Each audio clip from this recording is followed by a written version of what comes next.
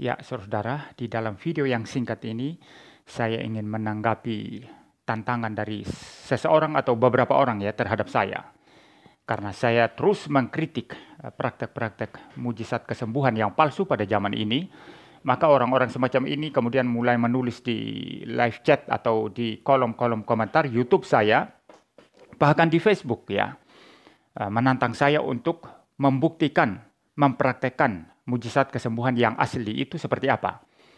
Ya, kalau saya mengatakan yang terjadi sekarang setiap saat, setiap hari, berminggu-minggu, berbulan-bulan, bertahun-tahun, itu salah praktek kesembuhan yang demikian, maka Muriwali harus buktikan kesembuhan yang sejati itu seperti apa. Coba praktekkan katanya.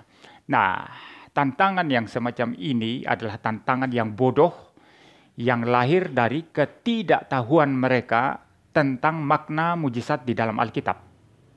Mengapa ada mujizat dalam Alkitab? Dalam konteks apa itu ditaruh? Secara teologis itu maknanya apa? Mereka tidak paham. Ya. Oleh sebab itu memberikan tantangan yang bodoh. Dan untuk tantangan yang bodoh ini saya akan memberikan jawaban. Ya. Kalau Anda meminta saya membuktikan mujizat yang benar itu, di mana atau bagaimana, coba praktekkan.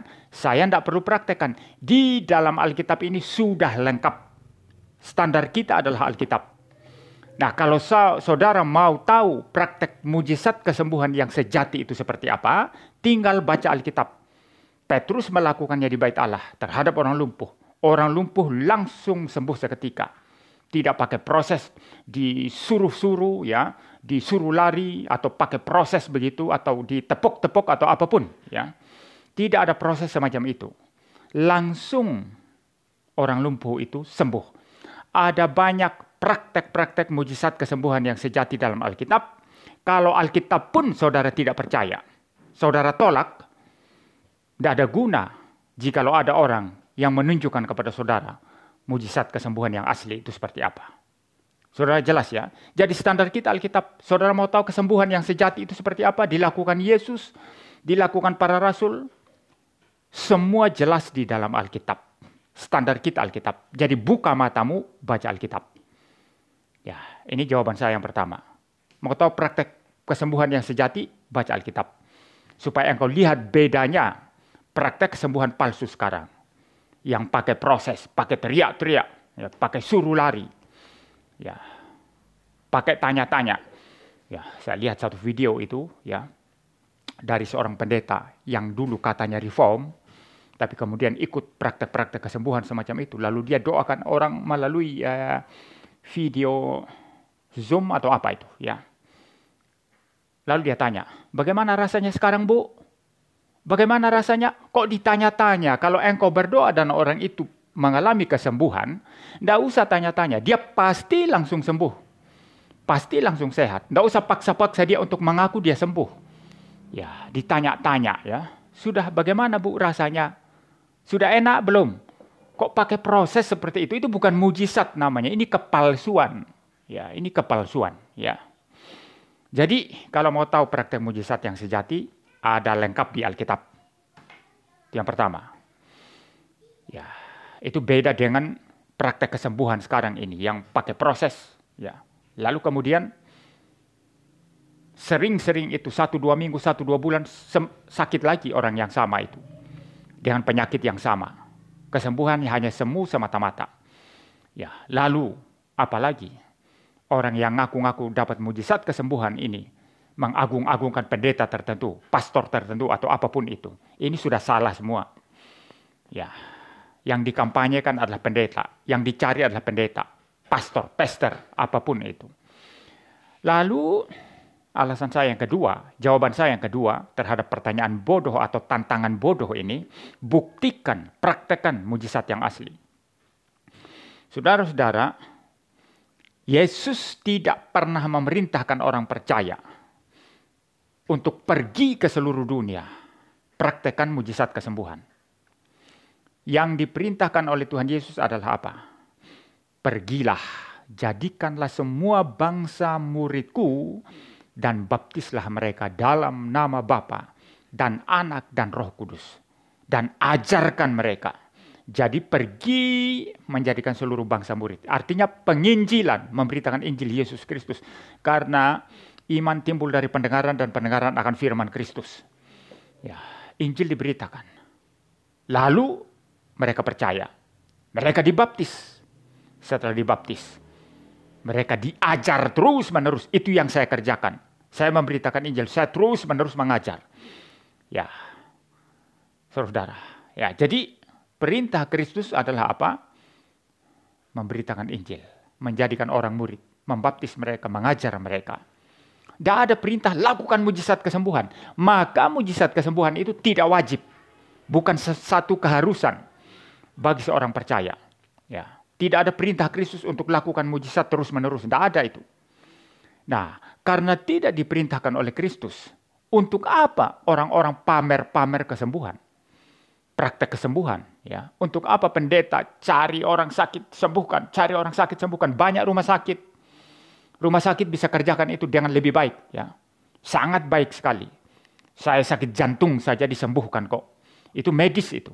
Dan Tuhan bekerja melalui itu. Bukan melalui doa-doa kesembuhan ngaco yang ada zaman ini. Ya. Atau praktek-praktek kesembuhan ngawur yang melawan Alkitab yang ada pada zaman ini. Ya. Jadi tidak ada perintah Kristus untuk lakukan mujizat. Ya, terus-menerus begitu, ya.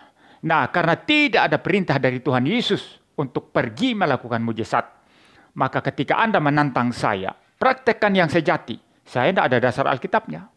Tuhan Yesus tidak pernah perintahkan saya untuk melakukan mujizat. Yang Tuhan Yesus perintahkan adalah apa? Pergi memberitakan Injil. Itu yang saya kerjakan. Dan ini yang engkau buta tidak paham apa-apa. Ya, mengenai tugas sejati seorang Kristen, seorang pendeta Kristen, seorang penginjil Kristen, seorang hamba Tuhan Kristen. Ya, jadi apa yang tidak diperintahkan Tuhan lalu engkau tantang-tantang, praktekkan itu. Inilah kejahatan. Ya, jangan lupa nanti nabi-nabi palsu yang Tuhan Yesus tolak pada akhir zaman. Mereka berteriak, kami bernubuat demi namamu, kami melakukan banyak mujizat demi namamu, kami mengusir setan demi namamu. Tapi Yesus berkata kepada mereka, enyah dari hadapanku, sekalian kamu pembuat kejahatan. Mengapa mereka disebut pembuat kejahatan? Karena Yesus tidak pernah memberi perintah kepada mereka untuk melakukan semua hal itu. Yesus tidak pernah mengutus mereka. Saya taat kepada Yesus Kristus, Tuhan dan Juru Selamat saya, yang mengutus saya memberitakan Injil, mengajarkan firman Tuhan, membaptis orang. Bukan untuk mempraktekkan kesembuhan. Saudara, maka Anda tantang saya, buktikan kesembuhan yang sejati, praktekkan sekarang. Tidak ada perintah Kristus untuk itu. Maka saya taat Kristus. Ya, maka tantanganmu itu hanya menunjukkan bahwa kamu tidak mengerti perintah Kristus. Kamu tidak mengerti Alkitab. Kamu tidak mengerti teologi yang benar. Belajar lagi. Ya, itu alasan kedua. Alasan yang ketiga sekarang. Mujizat kesembuhan itu diadakan oleh siapa? Yang mengadakan mujizat kesembuhan sehingga orang sakit langsung sembuh seketika. Itu Tuhan. Dan Tuhan bertindak berdasarkan kedaulatannya. Tidak ada yang bisa paksa Tuhan. Ya, maka dengan demikian kesembuhan itu tak mungkin ada setiap saat. Ya, setiap hari dipraktekkan. Tidak ada itu omong kosong itu. Itu pasti omong kosong itu. Karena kesembuhan bergantung kepada kedaulatan Tuhan. Engkau berdoa dan Tuhan mengatakan, ya saya sembuhkan. Orang pasti sembuh. Tapi engkau berdoa, Tuhan bilang, tidak, saya tidak sembuhkan. Orang ini mati dalam sakitnya. Orang itu mati dalam sakitnya. Ini kedaulatan Tuhan. Jikalau kesembuhan yang dipraktekkan sekarang begitu gampang terjadi setiap hari. Saudara-saudara, ini hanya membuktikan kepalsuannya. Di mana letak kedaulatan Allah? Kesembuhan bergantung kepada pester, pendeta, ya, atau kepada Tuhan. Kalau kesembuhan itu bergantung kepada Tuhan, maka tidak mungkin terjadi setiap saat. Karena Tuhan punya waktu sendiri. Yesus Kristus pun dalam Alkitab tidak setiap saat menyembuhkan. Bahkan ketika orang datang bergerombol, oleh karena mereka sudah kenyang makan roti, mereka ingin lagi melihat mujizat-mujizat Yesus. Yesus berkata, tidak. Mari aku juga pergi ke tempat-tempat lain untuk memberitakan Injil katanya. Itu yang paling penting. Para rasul juga tidak setiap hari mengadakan mujizat-mujizat, termasuk kesembuhan. Saudara. Jadi kesembuhan setiap saat, setiap hari, bertahun-tahun, tidak berhenti-berhenti. Hanya membuktikan kepalsuannya. Di manakah letak kedaulatan Allah yang menentukan kesembuhan itu? Ya, kamu lebih hebat dong dari Tuhan Allah. Kamu sembuhkan orang setiap saat. Sedangkan Tuhan sendiri dalam pekerjaannya, di dalam kedaulatannya, dia tidak menyembuhkan orang setiap hari, setiap minggu, berminggu-minggu, berbulan-bulan, bertahun-tahun. Tidak ada nabi-nabi perjanjian lama dan rasul-rasul perjanjian baru tidak melakukan itu. Jadi apa yang terjadi saat ini? Kesembuhan berminggu-minggu, bertahun-tahun, setiap hari, kapanpun dibutuhkan, itu pasti palsu. Pasti palsu. Nah, ini jawaban saya terhadap tantangan bodoh dari orang-orang yang tidak memahami Alkitab, tidak memahami teologi yang benar. Ya, buktikan kesembuhan yang asli menurut Muriwali. Praktekkan. Di Alkitab sudah banyak prakteknya. Tinggal lu belajar Alkitab. Ya, tinggal engkau pahami Alkitab. Engkau pasti tahu kesembuhan yang sejati dan membedakannya dengan kesembuhan-kesembuhan yang palsu. Ya, jelas ya. Engkau minta saya praktekkan. Tidak ada perintah Tuhan untuk mempraktekkan kesembuhan.